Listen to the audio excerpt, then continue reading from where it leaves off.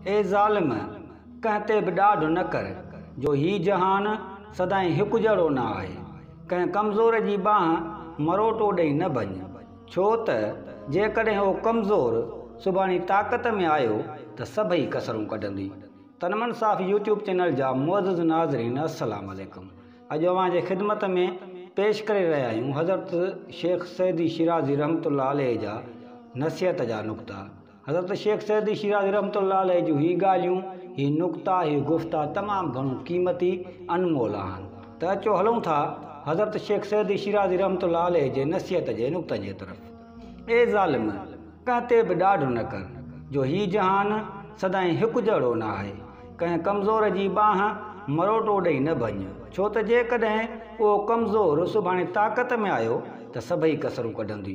कंहिंजा पेर पटे मतां हेठि पट ते किराई, छो त सुभाणे तूं बि किरी सघीं थो।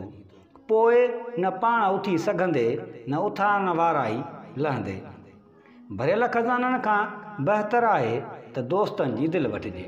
खज़ानो ख़ाली हुजे त फ़िक्र कोन्हे, पर कंहिंखे ईज़ाए संदसि दिलि न रंजाइजे, उहा ई वॾी दौलत आहे।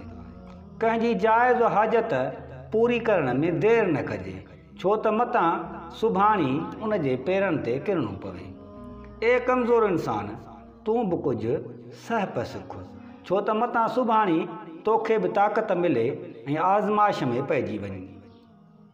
ज़ालिम जे ज़ुल्म जो मुक़ाबिलो हिमत सां कर।